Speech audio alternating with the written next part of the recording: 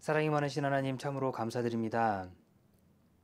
영원히 죽을 수밖에 없는 저희들 구원해 주시고 주님이 머리 대신 몸된 교회 안에 한 지체로 삼아 주셔서 하나님의 귀한 말씀 배우며 온전하게 살아갈 수 있는 기회 주심에 더욱 감사드립니다. 어느 곳에 있든지 늘 주님을 찬양하며 주님 은혜 안에서 전도하는 일에 더욱 힘쓰며 마지막 때를 살아가는 그리스도인답게 더욱더 헌신하며 살아가도록 이 시간 허락하시고 인도하여 주옵소서. 오늘 성경 인물 연구 스가랴와 말라기를 통해 저희에게 하나님께서 주시는 교훈 받고자 합니다. 귀한 말씀으로 저희 삶을 인도하시고 이끌어 주옵소서. 마치는 시간까지 함께 하시길 부탁드리며 우리를 사랑하시는 예수님 이름으로 기도드렸습니다. 아멘. 네. 오늘 스가랴 1장 1절 보시겠습니다. 스가랴 1장 1절입니다.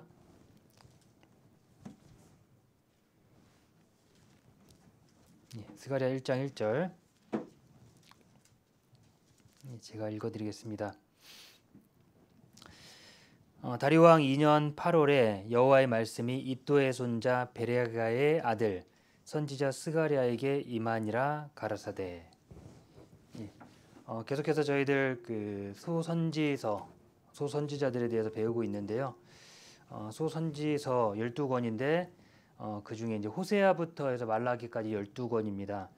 그 중에 오늘은 이제 마지막 시간 스가랴와 말라기에 대해서 같이 배우려고 하는데요.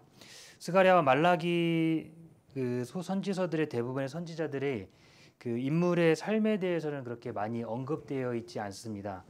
그렇기 때문에 인물의 삶보다는 그 내용 중에 특별히 우리가 알아야 될 것들 몇 가지를 정리해서 좀 살펴보려고 하고요. 오늘은 그 마지막 시간이 될 것 같습니다. 먼저 장소별로 활동했던 장소별로 좀 설명을 드리면 북이스라엘에서 활동했던 선지자가 호세아, 요나, 아모스 선지자가 활동을 했고요.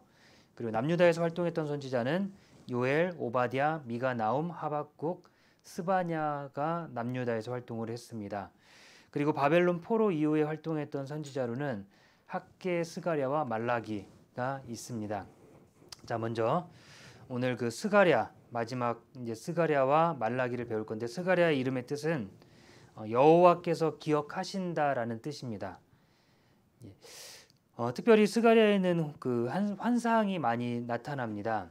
하나님께서 보여주신 여러 환상을 스가랴가 목격하고 그것을 그 예언을 받고 그것을 통해서 하고자 하는 것이 바로 이제 학개 선지자와 동시대에 활동했기 때문에 성전 재건에 더욱 힘쓰도록 하기 위해서 그들에게 환상을 하나님께 받고 그 환상을 통해서 그들의 마음을 더욱더 뜨겁게 이끌어내는 역할을 했습니다. 자, 그리스도의 초림을 소망케 하고 그리고 여호와 하나님의 기억하심 안에서 떠나지 않도록 더욱더 간구하는 내용이었는데 이름의 뜻과 좀 잘 매치가 되죠. 여호와께서 기억하신다. 우리의 모든 삶 가운데 우리 예수님의 초림은 이미 나타난 일이지만 우리에게는 이제 예수님의 재림을 소망케 하고 그리고 하나님의 기억하심에서 떠나지 않고 예수님의 재림을 기다리는 우리에게도 이 스가랴서의 환상의 내용이 신앙생활하는 데 있어서 지금 마지막 때를 살아가는 우리의 모습에 꼭 필요한 모습이라고 생각합니다. 그래서 1장 1절에 보신 것처럼 다리오 왕 2년 8월에 여호와의 말씀이 이도의 손자 베레가의 아들 선지자 스가랴에게 임하니라 가라사대. 자, 스가랴를 설명하는데 이도의 손자 베레가의 아들. 자, 그렇게 말씀했지만 그 이도 베레가 다 제사장 가문의 출생입니다. 제사장 가문의 출생으로서 제사장으로서의 역할을 수행하면서 선지자의 역할도 동일하게 수행했던 모습인데요. 그 힌트를 볼 수 있는 게 느헤미야 12장 여기 잡아두시고 느헤미야 12장을 보시면요.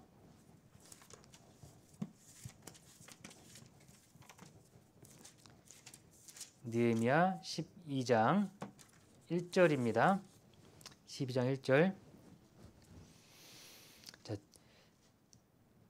스알디엘의 아들 수룹바벨과 및 예수아를 돌아온 제사장과 레위 사람은 이러하니라. 제사장은 스라야와 예레미야와 에스라와, 그리고 쭉 설명이 되고요. 7절 보시면 7절 살루와 아목과 힐기야와 여다야니 이상은 예수아 때 제사장과 그 형제의 어른이었더라. 예. 4절에 나와 있죠. 4절 이또와 긴느도이와 아비야와, 그리고 7절에 그 제사장과 함께했던 사람들에 대한 언급임을 다시 한번 이야기하고 있습니다. 그러니까 여기 등장하는 이또, 그러니까 그 스가랴의 할아버지죠. 할아버지. 예. 이또의 손자, 제사장 가문에서 태어난 제사장의 역할을 수행했던 그 선지자, 바로 스가랴입니다. 자, 바사왕 고레스 왕 1차 포로 귀환 칙령에 따라서요, BC 537년에 고국으로 귀환했고, 그리고 선지자 활동은 BC 520년경에 시작한 것으로 보여집니다. 그러니까 스가랴는 제사장이면서 동시에 선지자로 부름받아서 어려서부터 하나님의 예언을 선포하는 자가 됐습니다. 자, 어려서부터 하나님의 예언을 선포했다고 볼 수 있는 구절은 스가랴 2장 4절 보시면요. 스가랴 2장 4절, 예, 그 천사에게 말씀하시면서 4절에 하나님께서 천사에게 소년에게 고하여 이르라고 했는데, 4절 이르되 너는 달려가서 그 소년에게 고하여 이르기를 예루살렘에 사람이 거하리니 그 가운데 사람과 육축이 많으므로 그것이 성과 긋는 촌락과 같으리라. 예. 여기서 그 소년이 바로 스가랴입니다. 스가랴에게 말씀이 전해졌고, 그 소년 때부터 하나님의 말씀을 전하는 일에 동참한 것으로 이제 볼 수 있습니다. 자, 시대적인 배경으로 보면 바벨론 포로 이후에 특별히 학개, 스가랴, 말라기는 그 바벨론 포로 이후의 시대의 선지자죠. 예, 스가랴는 학개 선지자가 예루살렘 성전을 건축할 때 그 성전 건축을 위해 힘쓰도록 더욱더 독려했던 역할을 수행했습니다. 자, 그래서 BC 606년 바벨론 1차 침략이고 BC 586년에 3차 침략으로 인해서 이스라엘이 완전히 멸망했죠. BC 586년 3차 침략 때 느부갓네살에 의해서 이스라엘은 완전히 멸망이 됐고, 그때 이스라엘 모든 민족은 다 포로로 끌려갔습니다. 자, 그러나 바벨론은 페르시아에게 결국 멸망을 당했고요. 고레스 칙령에 의해서 BC 536년에 이스라엘 백성은 본국으로 귀환할 수 있게 됐습니다. 그래서 본국으로 귀환한 뒤에 예루살렘 성전의 기초를 놓았지만, 그러나 사마리아와 인근 국가들의 방해로 그 16년간 성전 건축이 중단이 됐어요. 지대는 놓고 나서 그 뒤에 건축하지 못했습니다. 그래서 하나님께서 학개 선지자를 보내서 그들의 무뎌진 마음을 깨우쳐 주시고 성전을 건축할 수 있도록 명하셨습니다. 그리고 그 뒤에 그때 함께했던 것이 바로 스가랴죠. 성전 건축을 위해서 백성들의 마음을 모으는데 함께 노력했습니다. 학개서 1장 보시면요. 학개서 1장 14절입니다. 학개서 1장 14절.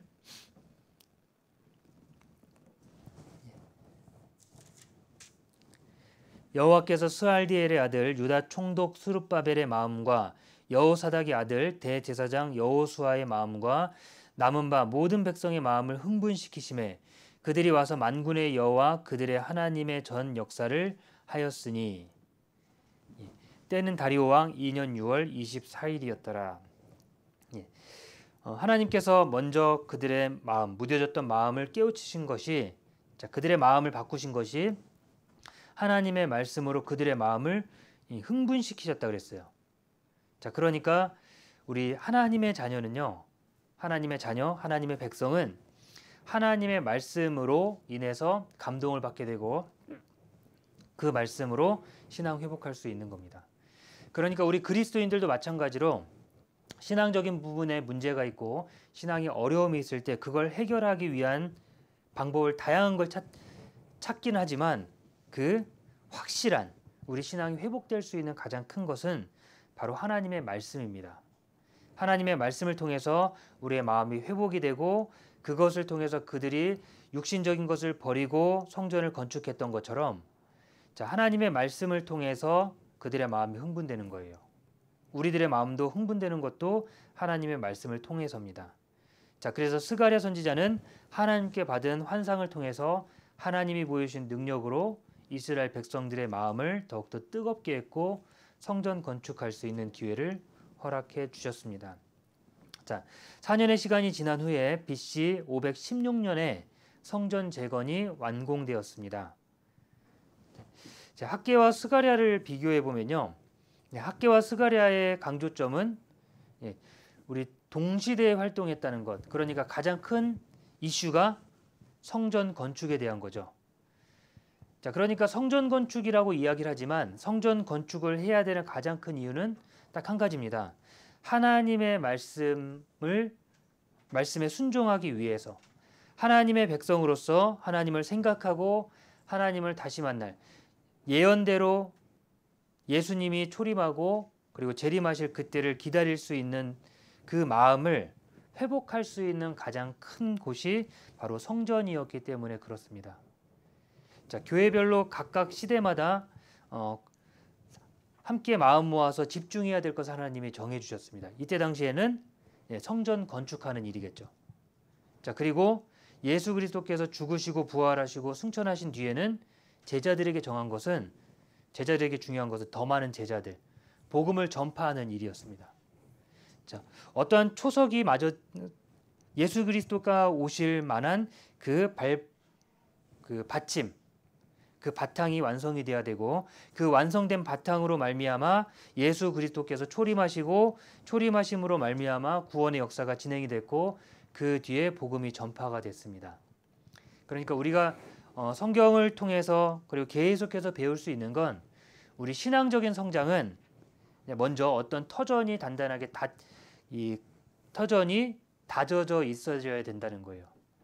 신앙적인 터전이 마련이 되고 그 마련된 것으로 인해서 하나님의 구원의 역사가, 생명이 탄생하는 역사가 나타나고 그 뒤로 그 복음이 전해질 수 있는 기틀이 마련이 되는 겁니다. 수고를 통해서요. 어쩌면 저희 뉴욕교회가 지금 현재 교회당을 살펴보고 있는 것도 마찬가지겠죠. 지금도 모일 수 있는 교회당이 있지만 새로운 교회당을 찾고 그리고 그 교회당을 통해서 그 교회당을 우리가 마련하면 당연히 그 다음 할 수 있는 것이 그 안에서 더 많은 영혼을 건질 수 있는 기회가 저희에게 주어질 거고 그것을 통해서 복음은 더 활발하게 전해질 겁니다. 식구가 늘어나면, 구원받는 사람이 늘어나면 복음은 전해질 수밖에 없거든요. 그렇게 되면 그 다음 단계는요. 조금 더 큰 곳, 조금 더 큰 곳 그렇게 마련해 나가면서 우리의 지경은 점점점 넓어지는 겁니다. 하나님께서 학개와 스가랴 선지자를 통해서 강조하셨던 것, 흩어졌던 그들의 마음이 성전 건축하는 것에 마음을 두게 했고 그 마음을 둘 수 있는 곳, 그곳을 마련해서 그것으로 신앙이 회복돼서 하나님의 뜻을 하나님의 백성으로 전할 수 있도록 하나님께서 준비해 주신 겁니다. 학개 선지자를 통해서는요, 성전 재건을 중심으로 한 내용을 강조하셨습니다. 그리고 스가랴 선지자의 메시지는요, 성전 재건에 대한 내용과 더불어 장차 오실 메시아, 그 메시아를 통해서 메시아와 그리고 그 뒤에 열방을 멸망하실 것을 선포하는 것입니다. 그러니까 학개 선지자의 선포된 것과 스가랴 선지자가 선포한 것이 연결되어 있는 거예요. 주의 백성에게 미래에 대한 소망과 기대를 갖게 하는 환상을 스가랴 선지자를 통해서 보여주십니다. 시기별로 학개 선지자와 스가랴 선지자의 예언을 시기별로 이렇게 좀 정리해서 본다면요. 먼저는 학개 선지자가 총 4번의 예언을 하는데 그 중에 첫 번째 1차 예언이 다리오 2년 BC 520년 6월 1일에 첫 번째 1차 예언입니다. 그러니까 BC 536년에 성전 재건 공사가 중단된 이후에 그 성전이 재건되지 않는 것에 대한 책망을 하시고 그리고 공사를 하도록 권면하는 학개서 1장의 내용이 그 시작이죠. 그리고 두 번째는 자, 학계 선지자를 통해서 2차 예언을 해주시죠. 그게 7월 21일입니다. 성전 공사 재개한 한 달 뒤에 그것이 2차 예언을 하나님께서 선포하시고, 그리고 나서 스가랴 1차 예언은 그 뒤로 며칠 뒤에 다리오 2년 BC 520년에 8월 1일 포로 귀환 자들의 영적 나태함에서 돌이킬 것을 촉구하는 내용을 말씀하십니다. 그 내용이 스가랴 1장 1절부터 6절까지의 내용이에요. 그리고 학계 선지자의 3차, 4차 예언이 11월 24일, 9월 24일 한 달 반 정도 뒤에 하나님께서 학계 선지자를 통해서 말씀을 전해주십니다. 성전 재건에 따른 축복과 열방에 대한 심판을 예언하세요. 그 학계에서 2장 1절부터 10절까지의 내용입니다. 그리고 그 뒤 정확하게 한 2달 뒤에 스가랴 선지자의 2차 예언이 선포가 되는데, 8개 환상을 통해 성전과 예루살렘 성 재건 등의 이스라엘 회복에 대한 내용, 그것에 대한 내용을 선포하십니다. 그것이 스가랴 1장 7절부터 6장 15절까지의 내용이에요. 자, 그리고 스가랴 3차 예언은 다리오 왕 4년 BC 518년 9월 4일에 금식에 관한 교훈과 이스라엘 회복과 함께 임할 축복에 대한 약속을 말씀하십니다. 그것이 스가랴 7장과 8장의 내용이고, 나머지 4차 예언, 열방에 대한 심판이고 이스라엘 회복과 메시아와 그 왕국에 대한 도래에 대한 예언을 스가랴 9장부터 14장까지의 내용을 통해서 말씀해주고 계십니다. 바벨론 스룹바벨 성전 건축 역사를 참고로 먼저 말씀드리면, 먼저 우리가 역사적인 내용들 계속해서 반복적으로 나오는 내용과, 그리고 우리가 알아둬야 될 내용들, 특별히 소선지서를 이해하고 학계 선지서와 그 느헤미야, 에스라, 느헤미야 그 성경을 이해하기 위해서 스룹바벨 성전 건축에 대한 부분들, 그리고 이스라엘 멸망에 대한 부분들에 대해서 알아두시면 성경 전체적인 부분을 이해하실 때 도움이 됩니다. 그래서 연대적으로 보면 BC 586년에 그 바벨론 왕 느부갓네살의 솔로몬 성전이 파괴돼요. 그 열왕기하 25장 8절에서부터 9절까지 그 내용이 언급이 됩니다. 그러니까 열왕기하 25장에 8절 9절에 등장한 내용이 BC 586년 이스라엘의 멸망을 말씀하고 계시고요. 그리고 BC 538년에 바사왕 고레스의 고레스가 성전 재건을 허락합니다. 그게 에스라 1장 1절부터 4절까지 등장하고, 그리고 536년 성전지대를 건설하는 내용이 에스라 3장 2절부터 13절까지 나와요. 536년에. 그리고 536년 같은 해 방해자들로 인해 성전 재건 사업이 중단됨을 에스라 4장 13절부터 16절, 23절, 34절에 언급하고 계십니다. 자, 그리고 520년에 다리오에 의해서 성전 재건이 재개가 허락이 되고, 그게 에스라 6장 11절, 12절 내용입니다.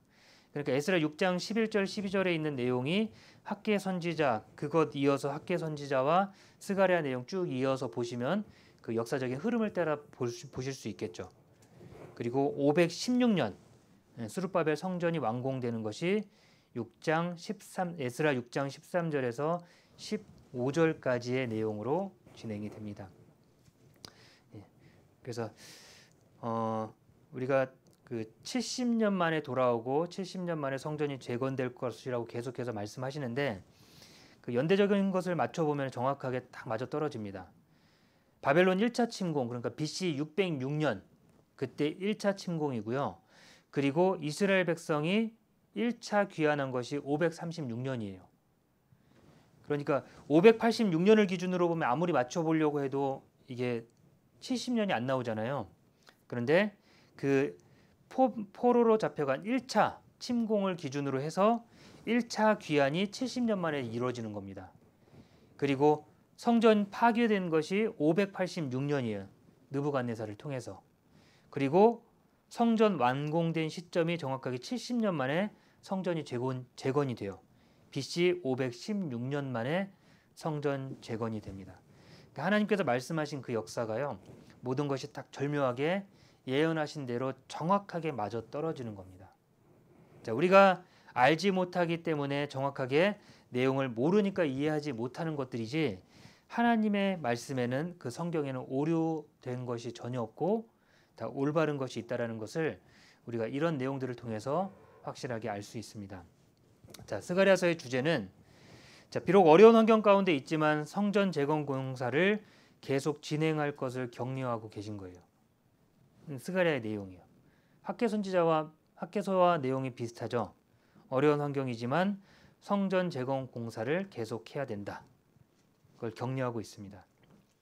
자, 그럴 수밖에 없는 게, 성전은 이스라엘 신앙의 중심지죠. 그 이스라엘 신앙의 중심지가 회복이 돼야 그 회복된 성전을 통해서 하나님의 말씀이 선포되는 거예요. 그것을 통해서 하나님이, 그 선포된 것을 통해서 하나님이 이것을 이루어 주신다는 것을 보게 되고, 이스라엘 백성들로 하여금 하나님이 여전히 우리와 함께 하신다는 것을 알 수 있도록 해주시는 겁니다. 그러니까 예언의 말씀은 늘 하나님을 섬기는 사람들에게 더욱더 복된 소식이에요. 예언의 말씀은. 그 뜻은 세상에 돌아가는 것이 전혀 우리 보이는 것과 다르게 보일지 몰라도, 그것이 어떻게 흘러가는지는 몰라도 하나님이 말씀하셨기 때문에 성취되는 것을 보면서 우리도 그 뒤에 이루어질 예언들도, 그 뒤에 선포된 예언들도 그렇게 된다는 것을 우리가 확신한다는 겁니다. 자, 그래서 스가랴 1장 3절 보시면요. 스가랴 1장 3절. 그러므로 너는 무리에게 고하기를, 만군의 여호와께서 이처럼 이르시되 너희는 내게로 돌아오라, 나 만군의 여호와의 말이니라. 그리하면 내가 너희에게로 돌아가리라, 나 만군의 여호와의 말이니라. 하나님께로 돌아오는 것, 가장 먼저는 과거의 죄악된 생활을 청산하고 하나님 말씀에 순종하고 살아가는 것이 순서라고 말씀하시는 거예요. 죄악을 버리고 하나님께 나오는 겁니다.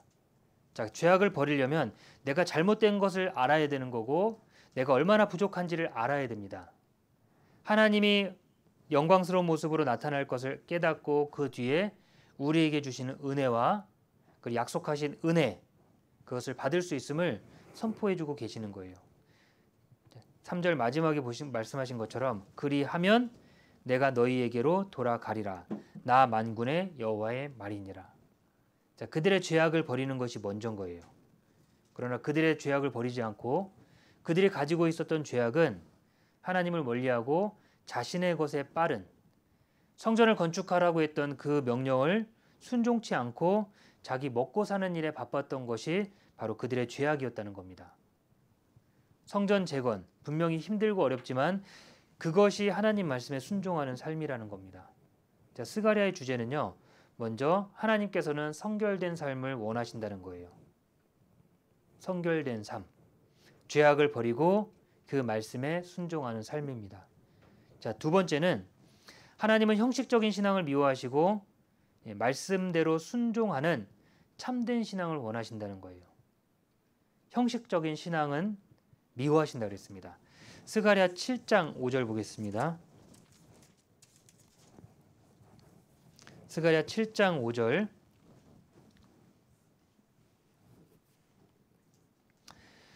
온 땅의 백성과 제사장들에게 이르라, 너희가 70년 동안 5월과 7월에 금식하고 애통하였거니와 그 금식이 나를 위하여 한 것이냐. 5월과 7월에 금식하고 애통했지만 그 금식, 그 참된 그 금식이 정말 하나님을 위한 금식이었냐 이거예요. 그것이 아니라 자신을 위한 것이었는지 그냥 형식적인 부분이 아니었냐 이겁니다. 6절. 너희의 먹으며 마심이 전혀 자기를 위하여 먹으며 자기를 위하여 마심이 아니냐. 자, 금식을 했던 것, 그리고 금식을 통해서 하나님 앞에 자신의 죄를 버리고 돌아와야 되는데 그동안 먹으며 마시는 것도 자기를 위해서 먹었고 모든 삶이 다 거기에 초점이 됐었고요. 금식하는 것 또한 자신을 위한 것들이었고 하나님을 위한 것이 아니었다는 겁니다. 7절에 여호와가 이전 선지자로 외친 말을 너희가 청종할 것이 아니냐. 그때에는 예루살렘과 사면읍에 백성이 거하여 형통하였고 남방과 평원에도 사람이 거하였었느니라. 여러 선지자들을 통해서 외쳤던 그 말, 그 말을 듣지 않았기 때문에 그들이 심판을 받았고 흩어졌다가 이제 예언의 말씀대로 다시 돌아온 겁니다. 그러나 여전히 그들의 마음속에는요, 금식은 하고 있지만 그 마음에 하나님을 위한 것이 하나도 없었다는 겁니다. 자, 형식적인 신앙은 하나님께서 미워하시고 실생활에서 그 말씀대로 순종하는 삶을 살 것을 권하시는 거예요. 우리 신앙의 모습은 하나님께서 우리에게 깨닫도록 하시는 것은 우리를 위한 신앙이 아니라 주님을 위한 신앙, 주님께서 기뻐하시는 것을 위해 살아가는 신앙을 말씀하시는 겁니다. 형식적이라고 하는 건 그 마음은 없는 거예요. 내가 여전히 동일한 말씀을 읽고 있고 동일한 말씀을 듣고 있고 모든 것을 봉사를 행하고 있고 전도도 하고 있지만 그 마음속에 하나님을 위한 것이 없다면, 나를 위한 것밖에 없다면 그러면 그것은 형식적인 신앙이라는 겁니다. 하나님을 위한 것, 금식을 행했지만 그들은 하나님을 위해서 행한 것이 아니라고 하나님이 말씀하시는 거예요. 핑계거리가 있으면 그 핑계로 하지 못하는 거예요. 형식적인 신앙이 그렇습니다. 모형을 꾸미는 거예요. 이래서 못하고 이래서 못하고 이래서 못하고 다 핑계라고 말씀하셨죠. 성전을 건축하라라고 했지 하나님 앞에 이런 상황 반대가 심해서 어려워서 삶이 어렵고 힘들어서 못하고 그런 걸 원하시는 것이 아니죠. 어떻게 해서든지 핑계를 대는 것이 아니라 내가 하나님 앞에서 최선을 다하는 것, 그것이 바로 하나님의 원하는 모습이라는 겁니다. 자, 모든 선지자들이 그랬죠. 선지자들의 삶이 그랬습니다. 그들은 늘 어려운 상황이었고 반대가 많았고 핍박이 많았습니다. 그럼에도 불구하고 그들은 핑계대지 않았어요. 하나님의 말씀을 선포하기 위해 혼자라도 그것을 선포했고 끝까지 전하는데 최선을 다했다는 겁니다. 자, 저희도 마찬가지겠죠. 전도를 하는 것도 마찬가지입니다. 전도할 때도 우리가 내 스스로가 혼자서도 과연 전도를 하고 있냐 이거예요. 우리가 혼자 있든 같이 있든 함께 하든 전도해야 된다는 건 변하지 않습니다. 그러나 늘 핑계거리가 있는 거예요. 핑계거리가 있다면 그 신앙은 형식적인 신앙인 겁니다. 뭐 때문에 안 되고 뭐 때문에 안 되고 뭐 때문에 안 되고 나는 마음이 뜨거운데 뭐 때문에 안 된다고. 자, 핑계 아니겠습니까? 우리 마음이 뜨거우면 방해가 아무리 많아도 나는 홀로 그 길을 걸어갈 수 있고 전도하는 일을 지켜 행할 수 있는 겁니다. 그러나 핑계가 있다는 건 내 마음에 뜨거운 마음은 없고 그냥 하지 못한 것에 대한 어떤 다른 사람들에게 보여지기 위한 나는 잘하는데 어떤 환경이 그것 때문에 못합니다라고 꾸미는 겁니다. 자, 그것이 바로 하나님이 보시는 형식적인 신앙생활이라고 하는 거예요. 성전을 건축해야 되는데 방해가 많으니까 못하는 거예요. 방해가 많으니까. 자, 시간이 없다고 이야기하지만 정작 자기의 집을 건축하는 일에는 빠르고 자기의 것을 할 수 있는 것은 더 앞서고 그러나 하나님의 일은 등한히 하고 그것이 바로 형식적인 신앙이라고 하나님께서 선지자들을 통해서 그들의 삶을 지적해 주신 겁니다. 그리고 스가랴서의 주제 세 번째는 예수님을 배척한 모든 사람은 결국 공의로운 심판을 받을 수밖에 없다라는 걸 선포하시는 거예요. 개인에 대해서, 이스라엘 민족에 대해서, 그리고 열방, 이스라엘을 핍박했던 많은 나라들, 그리고 거짓 목자들, 거짓 선지자들 하나님께서 철저하게 심판하실 것을 말씀하셨어요. 자, 스가랴 5장 보겠습니다. 스가랴 5장 4절입니다. 스가랴 5장 4절.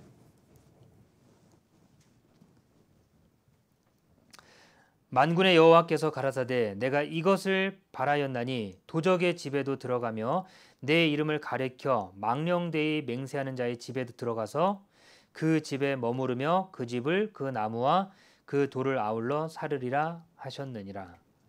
어디로 들어간다 그랬죠? 그 집에 들어가서 그 집에 머무르며. 개인에 대해서 하나님 철저히 심판하신다 그랬습니다. 예. 하나님께서 우리 하나님의 심판대에서 백보자 심판대에서 각각 그 행한 대로 심판하신다고 하신 것처럼 뿐만 아니라 구원받은 그리스도인들이 행한 것을 따라서 하나님께서 그리스도인들도 그 행한 것에 따라서 상급을 주시고 책망하신다고 하셨던 것처럼 분명히 각자에게 본인이 한 대로 심판하실 것을 말씀하시는 거예요. 그리고 하나님을 대적하는 세상과 나라들에 대해서도 심판하실 것을 말씀하십니다. 자, 스가랴 9장 1절 보겠습니다. 스가랴 9장 1절. 여호와의 말씀의 경고가 하드락 땅에 임하여 다메섹에 머물리니 세상 사람과 이스라엘 모든 지파의 눈이 여호와를 우러러 봄이니라. 여호와의 말씀의 경고가 세상 모든 사람 그리고 이스라엘 모든 지파의 눈이 여호와를 우러러 보고 있는 그 상황에서 심판하시는 겁니다. 8절에 내가 내 집을 둘러 진을 쳐서 적군을 막아 거기 왕래하지 못하게 할 것이라.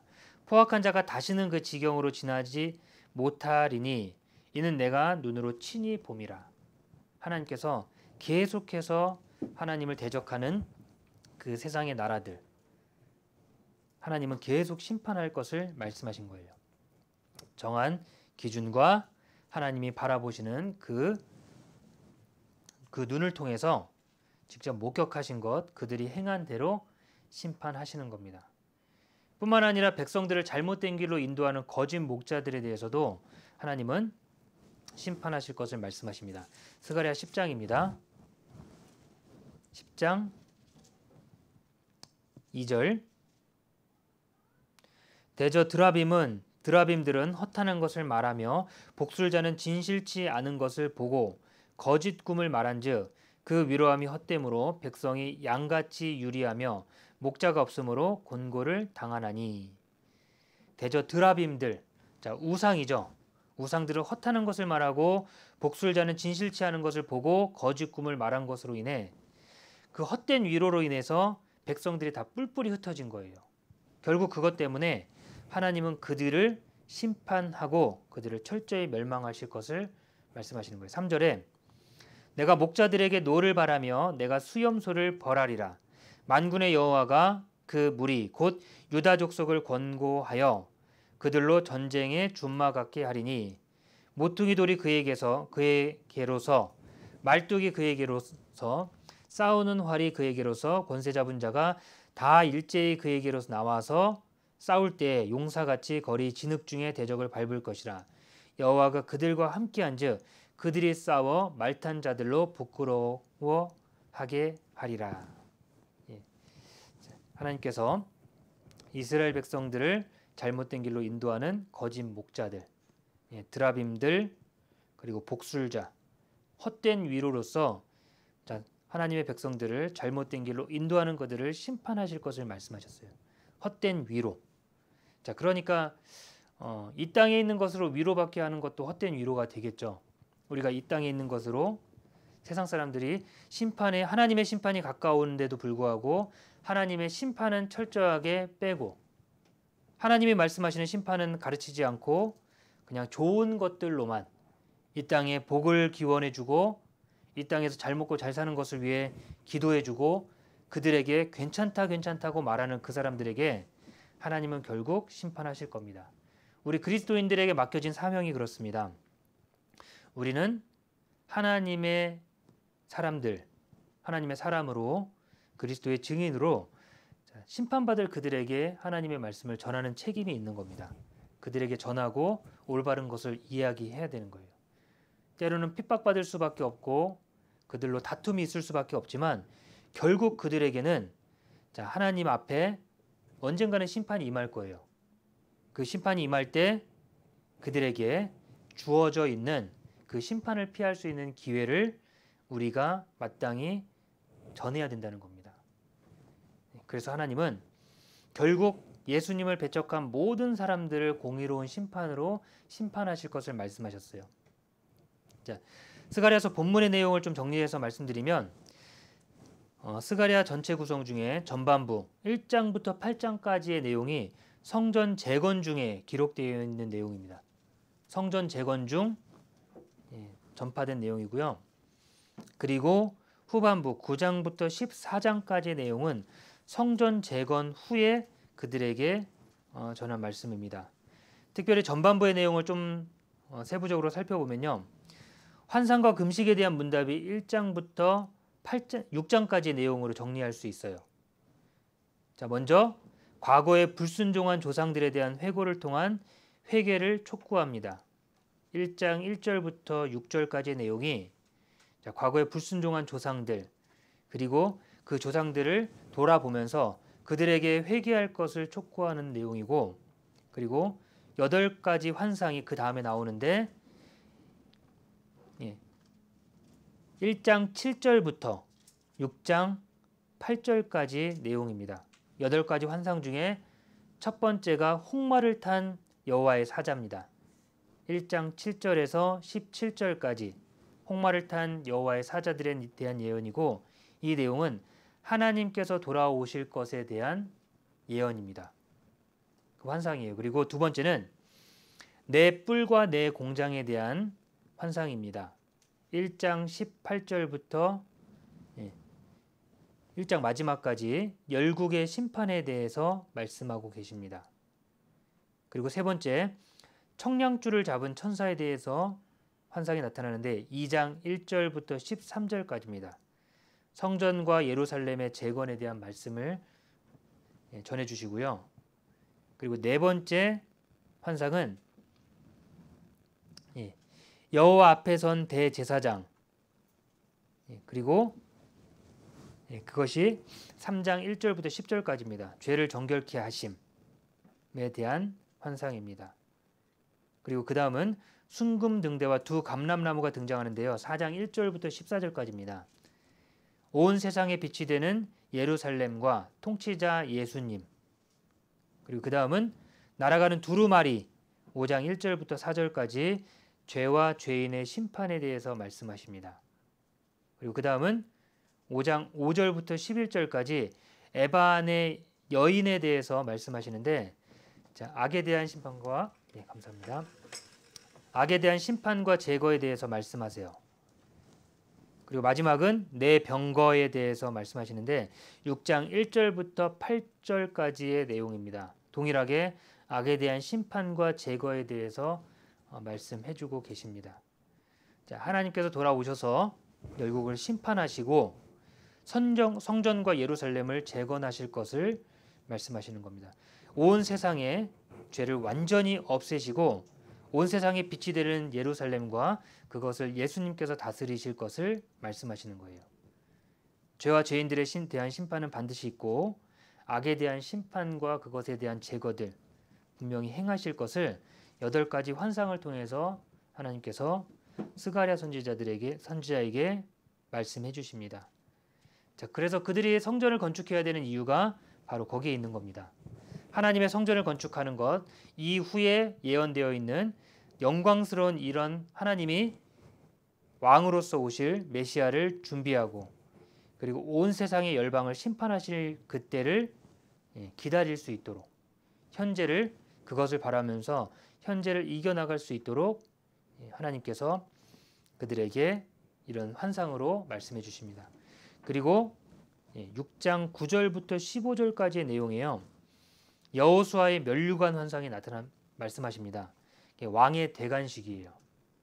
모든 것을 다 심판하시고 모든 죄를 완전히 모든 일을 다 행하신 다음에 그 면류관을 받으시고 왕으로서 함께 다스릴 그때를 환상으로 말씀해 주십니다.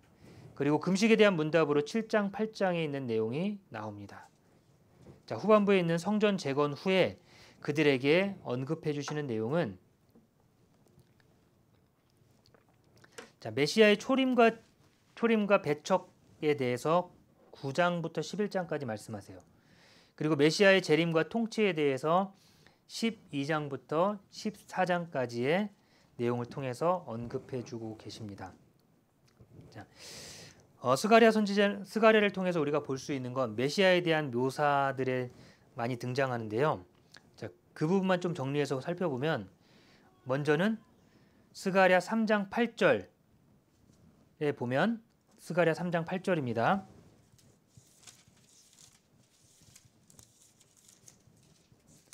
스가랴 3장 8절입니다. 대제사장 여호수아야, 너와 내 앞에 앉은 내 동료들은 내 말을 들을 것이니라. 이들은 예표의 사람이라. 내가 내 종 순을 나게 하리니. 여기 내 종 순이라 그랬죠. 순. 이 순이 바로 메시아입니다. 메시아. 성경에 메모하시는 분들은 우리 예수님을 표시하는 그 영어 J를 여기 이렇게 또 해놓으면 나중에 읽으실 때 도움이 되겠죠. 여호와의 내 종 순, 예수님을 말하는 거고요. 그리고 6장 12절 또 보시면 여기도 등장합니다. 고하여 이르기를 만군의 여호와께서 말씀하시되 보라, 순이라 이름하는 사람이 자기 곳에서 돋아나서 여호와의 전을 건축하리라. 여기서 등장하는 순도 바로 예수님을, 메시아를 뜻합니다. 자, 이런 내용을 정리해서 읽어보면 아무래도 성경 이해하는 데 도움이 되겠죠. 환상이기 때문에 다양한 모습으로 표현을 하고 계시고 그것이 예수님이라는 것을 우리가 좀 알면서 보면 이해하기가 더 수월하실 겁니다. 그리고 제사장, 메시아를 제사장으로 묘사하셨는데요. 스가랴 6장 13절 보시면요. 그가 여호와의 전을 건축하고 영광도 얻고 그 위에 앉아서 다스릴 것이요 또 제사장이 자기 위에 있으리니 이 두 사이에 평화의 의논이 있으리라 하셨다 하고, 여기 등장하는 제사장 또한 예수님입니다. 자, 그리고 세 번째는요.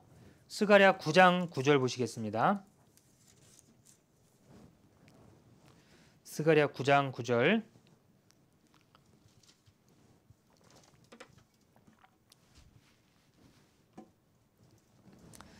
스가랴 9장 9절. 시온에 따라 크게 기뻐할지어다. 예루살렘에 따라 즐거이 부를지어다. 보라, 내 왕이 내게 임하나니 그는 공의로우며 구원을 베풀며 겸손하여서 나귀를 타나니 나귀의 작은 것 곧 나귀 새끼이니라. 자, 여기에 내 왕이 내게 임하리니 그는 공의로우시며, 자, 공의의 왕, 그리고 구원을 베푸는 구원자, 겸손하는 겸손의 왕, 나귀를 타나니 나귀 작은 것 곧 나귀 새끼니라. 예수님에 대해서 공의의 왕이며 구원자시며 겸손의 왕이라고 말씀하십니다. 자, 그리고 스가랴 9장 10절입니다. 10절 이어서 뒤에 보시면 내가 에브라임의 병거와 예루살렘의 말을 끊겠고 전쟁하는 활도 끊으리니 그가 이방 사람에게 화평을 전할 것이요 그의 정권은 바다에서 바다까지 이르고 유브라데 강에서 땅끝까지 이르리라. 전쟁을 패하시는, 전쟁하는 활을 끊는다 그랬죠. 전쟁을 패하실, 평강을 주실 평강의 왕이라고 말씀하십니다. 자, 전쟁하는 활도 끊고 이방 사람에게 화평을 전한다 그랬죠. 화평을 전하는 평강의 왕, 화평의 왕, 그것이 바로 스가랴에 묘사된 메시아의 모습입니다. 그리고 스가랴 10장 4절 또 보겠습니다.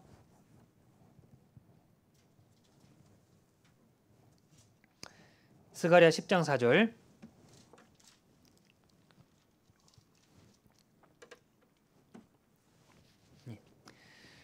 모퉁이 돌이 그에게로서 말뚝이 그에게로서 싸우는 활이 그에게로서 권세 잡은 자가 다 일제히 그에게로서 나와서. 자, 모퉁이 돌, 말뚝, 싸우는 활, 권세 잡은 자. 예수님의 메시아를 표현하는 표현, 모퉁이 돌, 말뚝, 싸우는 활, 권세 잡은 자. 이렇게 메시아를 표현하고 있습니다. 그리고 죄와 더러움을 씻는 셈이라고 또 말씀하시는데요. 스가랴 13장 1절.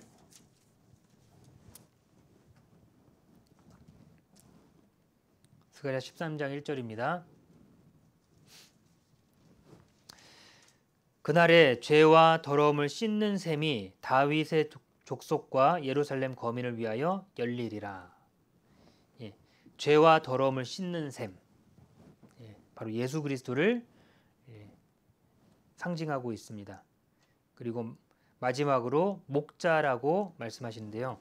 스가랴 13장 7절에 언급이 되어 있습니다. 만군의 여호와가 말하노라. 칼아 깨어서 내 목자 내 짝된 자를 치라. 목자를 치면 양이 흩어지려니와 작은 자들 위에 내가 내 손을 들이우리라. 목자, 내 목자, 바로 예수님을, 메시아를 상징하고 있습니다.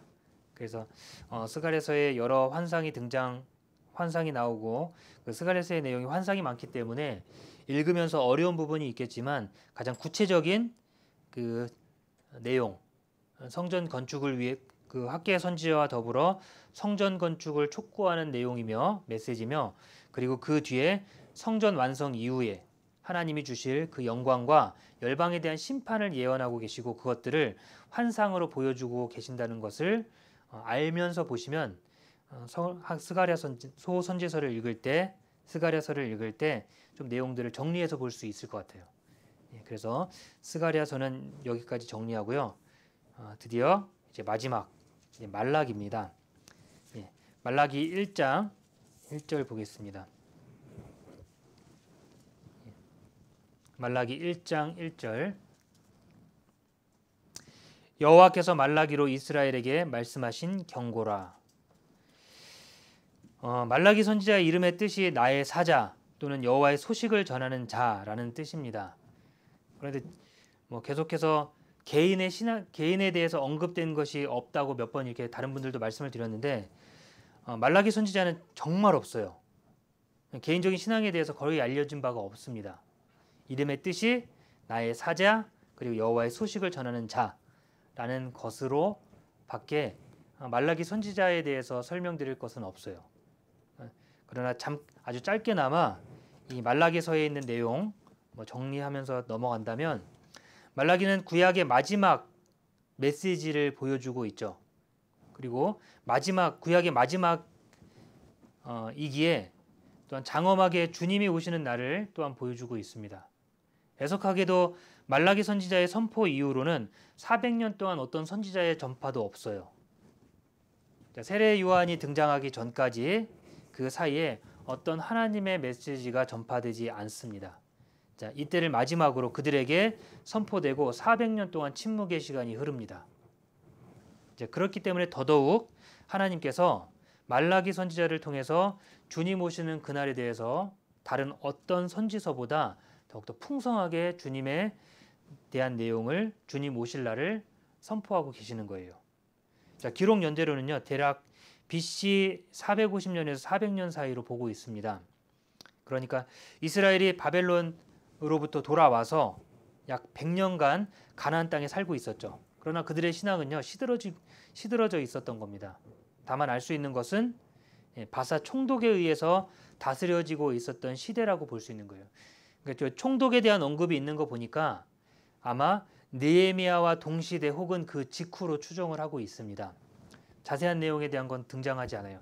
다만 총독이 나오는 것을 보고 그 정도 시간이 되겠다라고 판단하는 겁니다. 1장 8절 보시면요. 1장 8절에 만군의 여호와가 이르노라. 너희가 눈먼 희생으로 드리는 것이 어찌 약하지 아니하며 저는 것 병든 것으로 드리는 것이 어찌 약하지 아니하냐. 이제 그것을 너희 총독에게 드려보라. 그가 너를 기뻐하겠느냐, 너를 간합하겠느냐. 자, 그러니까 하나님께 드리는 희생 제사가 회복되는 시점, 그렇죠? 그 희생 제사가 회복된 시점이며, 그리고 그 회복된 이후에 총독이 그들을 다스리고 있는 시점이라고 볼 수 있겠죠. 그러니까 대략 한 느헤미야가 있었던 그 시대 정도 될 것으로 보고 있는 겁니다. 자, 포로 귀국 이후에 이 성전이 세워진 것을 전제로 했기 때문에, 그래서 BC 450년에서 400년 사이라고 말씀드릴 수 있습니다. 자, 말라기는 그 부패한 제사장, 그리고 사악한 풍습과 거짓된 안정감, 거짓된 평화, 그들에게 평화하다고 스스로가 생각하고 있고요. 아무런 자극도 받지 못하고 있는 그런 병들어 살고 있는 백성들에게 심판의 메시지를 하나님께서 전하는 겁니다. 자, 말라기 당시의 이스라엘의 타락이요, 느헤미야 활동했던 때와 비슷한 거예요. 비교해 보면요. 느헤미야 당시와 비교해 보면, 자, 먼저는 느헤미야 시대 때 가장 크게 부각이 됐던 것이 제사장들의 부패였습니다. 그들이 자기들이 가지고 있는 그 권력을 통해서 자기들의 배를 배불리고, 백성들이 어려운 상황 가운데 있지만 그것을 돌아보지 않았습니다. 자, 말라기 1장 6절에 보시면, 내 이름을 멸시하는 제사장들아, 나 만군의 여호와가 너에게 이르기를, 아들은 그 아비를, 종은 그 주인을 공경하나니, 내가 아비일진데 나를 공경함이 어디 있느냐, 내가 주인일진데 나를 두려워함이 어디 있느냐 하나, 너희는 이르기를 우리가 어떻게 주의 이름을 멸시하였나이까 하는도다. 예. 백성들의 신앙을 회복시켜줘야 될, 하나님 앞으로 인도해줘야 될 제사장들의 타락이 이렇게 만연해 있었던 겁니다. 자, 성전에 제사를 드리기 위해서 백성들이 하나님께 가져오는 그 예물을 가로채는 거예요. 자신들의 배를 채우고 흠이 있고 병든 제물을 바치는 거예요. 자, 그것이 그들의 타락이었습니다. 그러면서도 모르는 거예요. 자, 성전은 신앙을 회복하기 위한 곳이 돼야 되고 그 중심이 돼야 되는데, 오히려 죄악을 저지르는 그 온상이 되고 있는 겁니다. 죄를 저지르는 곳이 되는 거예요. 부패하고 타락했죠. 자기들의 배를, 자기들의 이익을 얻기 위해서 속이는 겁니다. 자, 그리고 이방인과 결혼하는 내용. 자, 말라기 2장 10절 보겠습니다. 2장 10절.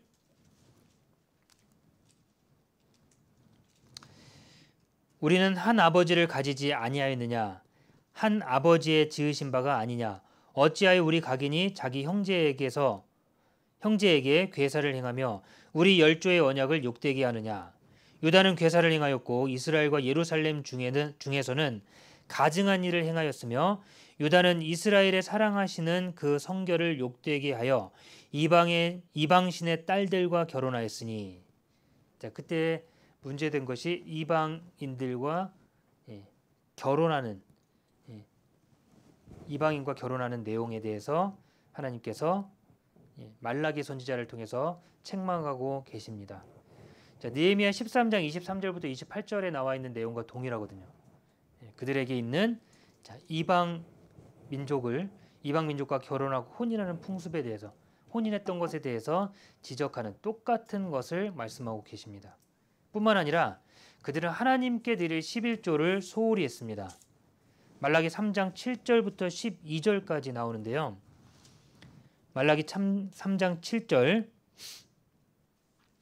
만군의 여호와가 이르노라, 너희 열조의 날로부터 너희가 나의 규례를 떠나 지키지 아니하였도다. 그런즉 내게로 돌아오라, 그리하면 나도 너희에게로 돌아가리라 하였더니, 너희가 이르기를 우리가 어떻게 하여야 돌아가리이까 하도다.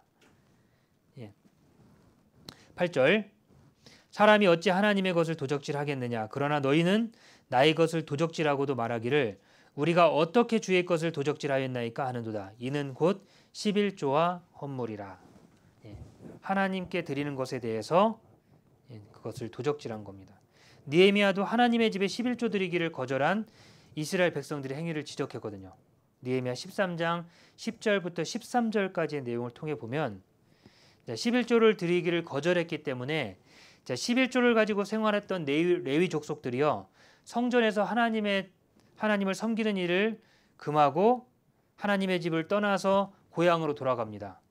고향으로 돌아가서 자신들의 생계를 유지하기 위해서 다른 일을 찾아보게 되는 거예요. 성전에서 레위 족속들은 하나님께서 11조가 거쳐진 것을 통해서 그것으로 생활하도록 하나님이 해주셨거든요. 그러나 그것 11조를 드리지 않았기 때문에 성전이 원활하게 돌아가지 않는 거예요. 자, 하나님의 역사는, 우리가 하나님께 드리는 11조와 모든 헌금과 제물들은 교회를 운영하기 위한 곳에 사용되는 겁니다.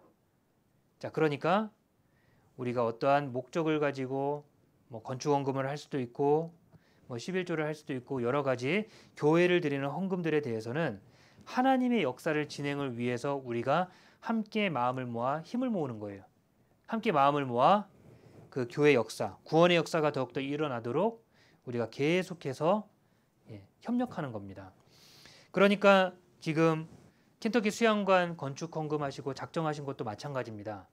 켄터키 수양관의 건축이 계속 이루어지고 있고 그것이 완성되면 그것을 통해서 복음을 전할 수 있기 때문에 우리가 함께 모아 마음을 모아서 작정한 거고, 그것에 힘써 우리가 작정한 것을 계속해서 하나님께 헌금으로 드리는 거예요.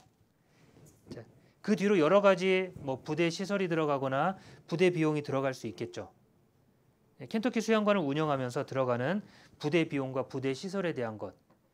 자, 어쩌면 우리가 그것이 부족하다면, 시간이 어려워져서 우리가 수양회를 참석하지 못했기 때문에, 수양회가 없었기 때문에 운영할 수 있는 부분들이 어려워질 수 있는 거예요. 그렇다면 우리는 그 켄터키 수양관이 원활하게 운영될 수 있도록 우리가 힘써서 자발적으로 마음을 모아서 켄터키 수양관을 위해서, 건축 헌금을 위해서, 운영비를 위해서 우리가 자발적으로 헌금할 수도 있다는 겁니다. 자, 모든 것은요, 또 헌금에 대한 이야기네, 그렇게 바라볼 것이 아니라, 그것이 어디에 쓰여지고 있는지를 먼저 살펴보시면 돼요. 내가 헌금을 했는데, 하나님께 드렸는데 사용되는 건 어디에 사용되는지 몰라요. 그것이 투명하게 드러나지도 않고 합당치 못한 곳에 쓰이고 있다면 그건 문제죠. 그러나 적어도 지금 우리가 하고 있는 이 일들에 대해서는 하나님의 복음이 전해지도록 하기 위해서 우리가 힘써 하고 있는 겁니다. 그래서 특별히 회계 정리나 그런 부분들을 철저하게 하는 것도 그것에 형제자매들로 하여금 오해하지 않도록 회계 정리를 투명하게 하는 거예요. 자, 말라기 시대 때 동일하게 11조에 대한 문제를 지적을 했습니다. 근데 백성들도요, 보면 우리 속칭 이게 열받을 만하죠. 제사장들한테 하나님께 드리라고, 하나님께 제사 드리려고 좋은 것을 가져갔더니 눈먼 것, 저는 것, 병든 것, 그것으로 바꿔서 드리는 거예요. 어때요? 물론 백성들 마음속에도 그런 무뎌진 마음이 있겠지만, 그런 걸 보면서 그 속에 불만이 있기 때문에 그걸 소홀하게 생각하는 겁니다. 백성들도. 자, 우리 구원받은 그리스도인들이 또한 그렇습니다.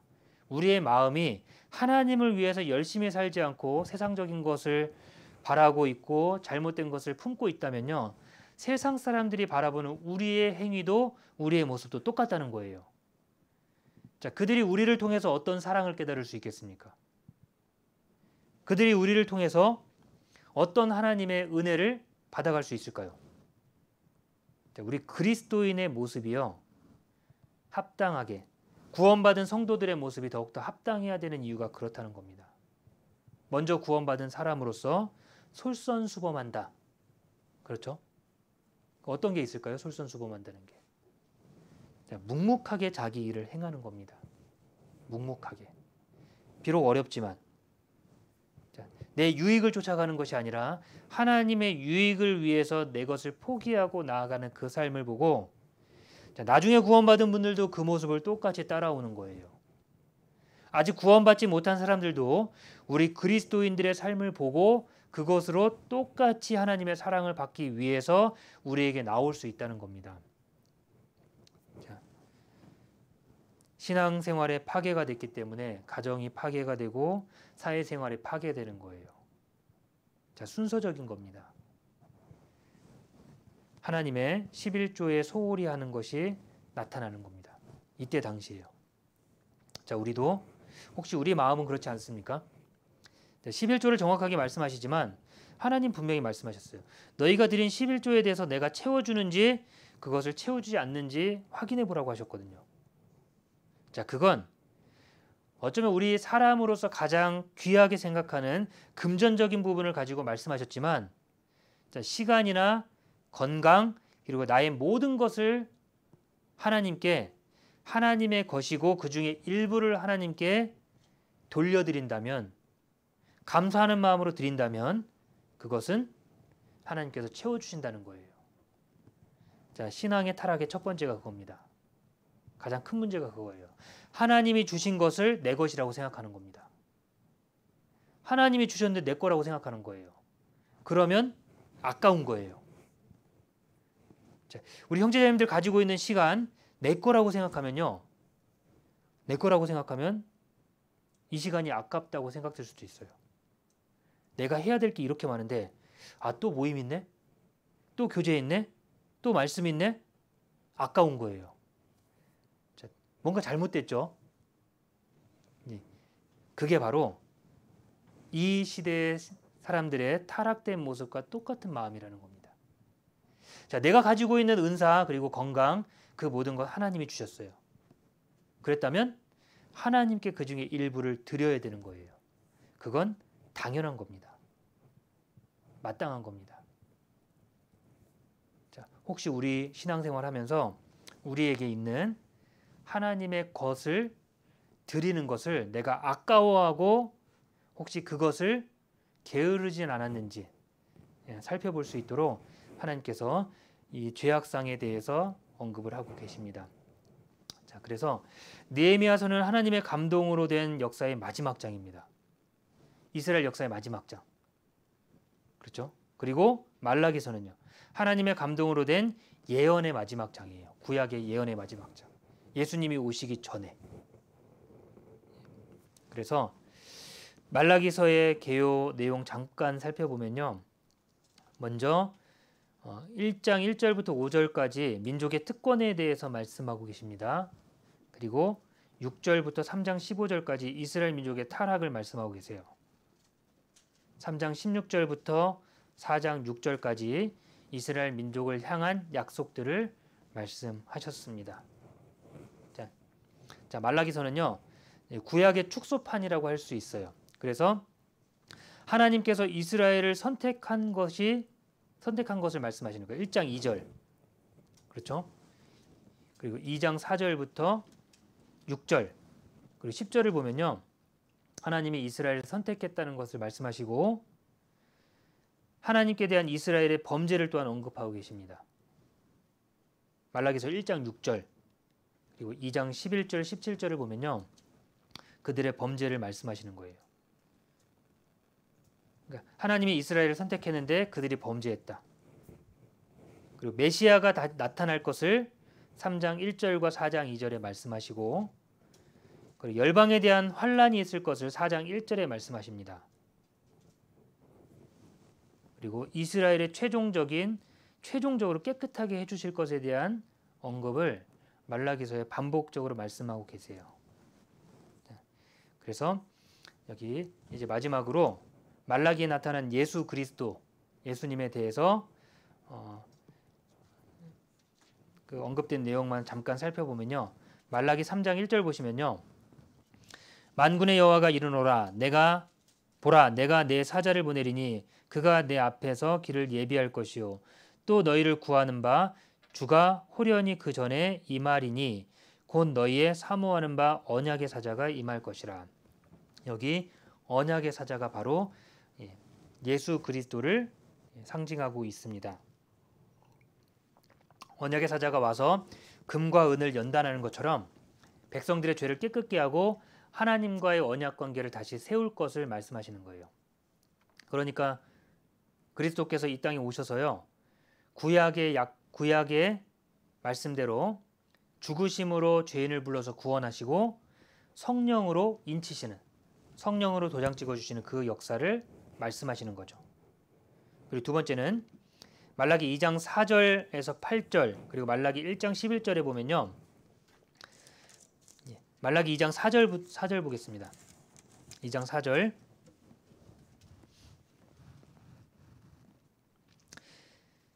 만군의 여호와가 이르노라 내가 이 명령을 너희에게 내린 것은 레위와 세운 나의 언약이 항상 있게 하려 함인 줄 너희가 알리라. 그리고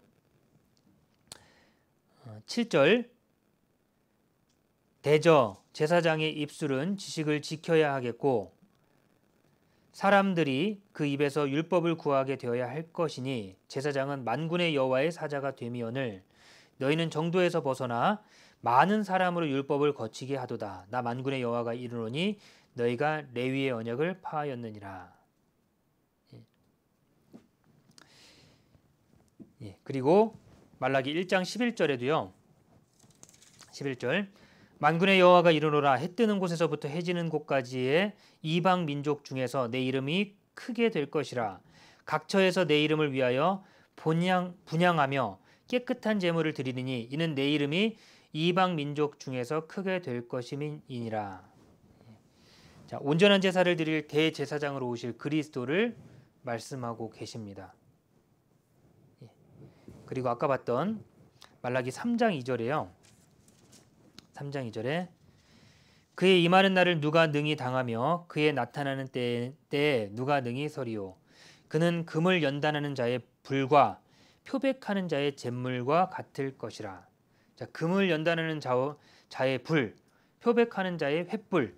예수님 말씀하시는 거죠. 금을 연단해요.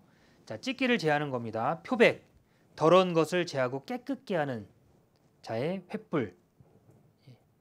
자, 예수님을 가르치고 계십니다. 그리고 말라기 4장 2절 보겠습니다. 말라기 4장 2절에 내 이름을 경외하는 너희에게는 의로운 해가 떠올라서 치료하는 광선을 발하리니 너희가 나가서 외양간에서 나온 송아지 같이 뛰리라. 자, 말라기 결론부에 나오는 의로운 해, 생명의 빛으로 예수님께서 오실 것을 말씀하십니다. 여호와의 크고 두려운 날이 말라기 4장 5절에 말씀하고 계십니다. 자, 의인에 대한 영광과 악인에 대한 심판이 다를 것을 예언하고 계신 거예요. 의인들에게는 의로운 해가 되고 치료하는 광선을 바라는 것이고요.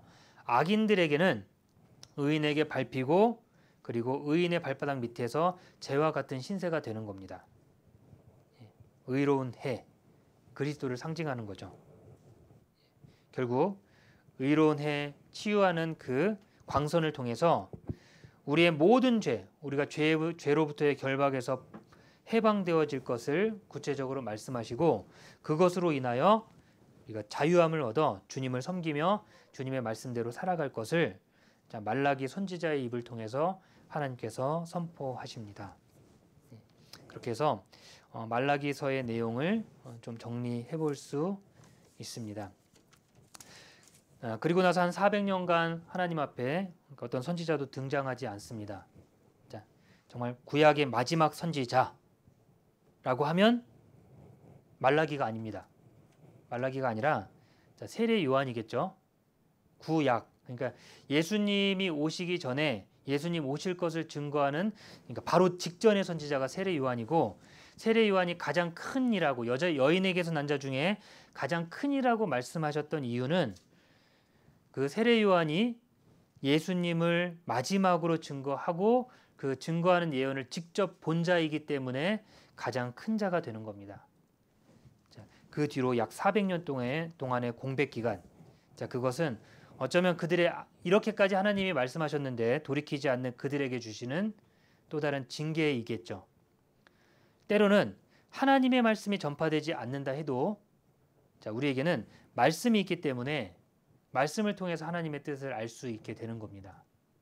자, 어쩌면 하나님의 응답이 없고 내 마음속에 괴로움이 있고 어떻게 행해야 될지 모르는 그 공백 기간, 그것이 어쩌면 우리에게는 하나님의 징계일 수도 있다는 것도 살펴볼 수 있습니다.